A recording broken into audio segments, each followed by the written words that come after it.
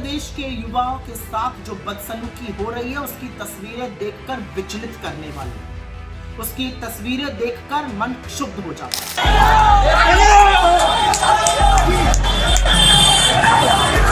उनका क्या गुनाह है?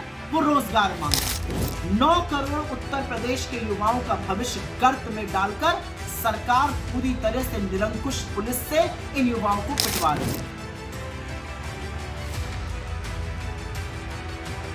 तो असलियत यह है कि यूपी के युवाओं के साथ, उनके भविष्य के साथ ये खिलवाड़ क्यों किया जाए और इन्हीं के खिलाफ उत्पीड़न कर रही है योगी मोदी सरकार। यही डबल इंजन की असलियत है।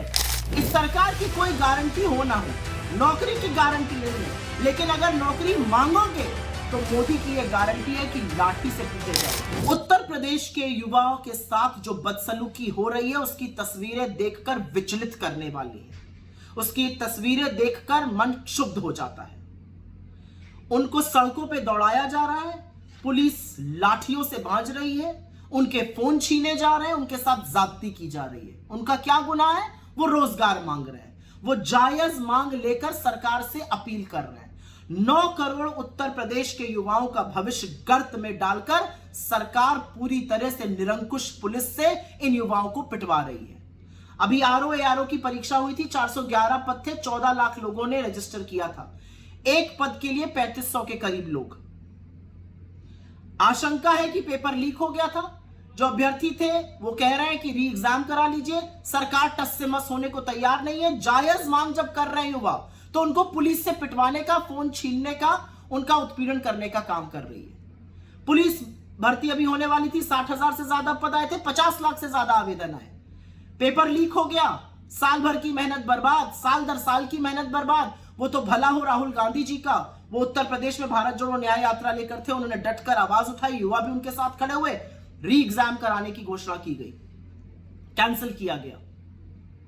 तो असलियत यह है कि यूपी के युवाओं के साथ, उनके भविष्य के साथ ये खिलवाड़ क्यों किया जा रहा है? कौन है ये लोग जिनको पीटा जा रहा है? ये कोई छुट्टे जानवर है सड़क पे? अरे ये देश के युवा है, ये देश का भविष्य है।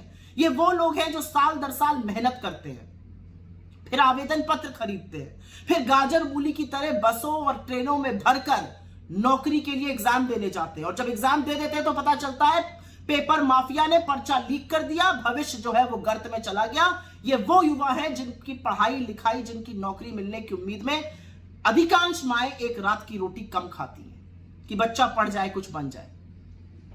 और इन्हीं के खिलाफ उत्पीड़न कर रही है योगी मोदी सरकार। यही डबल इंजन की असलियत है। और प्रियंका जी बिल्कुल ठीक कहती हैं, हम विश्वगुरु बनेंगे, हम चंद्रयान पे जाएंगे, लेकिन हम एक पेपर ढंग से करा नहीं पाएंगे। एक पेपर लीक माफिया को धर दबोचा नहीं गया उत्तर प्रदेश में। एक के बाद एक पेपर लीक हो गई, ये पहली बार नहीं है। चाहे लेखपाल हो, चाहे यूपी टेट हो, 50 पेपर पिछले 7 साल में लीक हुए। अंत में एक बात जरूर कहूंगी, इस सरकार की कोई गारंटी हो ना हो, नौकरी की गारंटी नहीं है, लेकिन अगर नौकरी मांगोगे तो मोदी की यह गारंटी है कि लाठी से पीटे जाओगे। और अगर वहां कसर रह गई तो उसको योगी पूरी कर देंगे। लेकिन यह भूल जाते हैं कि देश के युवा जब उठ खड़ा होता है तो बड़े बड़ों को घुटने टेकने पड़ते हैं। तो अपनी जायज मांगों को लेकर आप लड़िए, क्योंकि लड़ना जरूरी है। लड़ने के बाद ही आपको हक मिलेगा। ये घुटने टेकेंगे और फिर से परीक्षा होगी।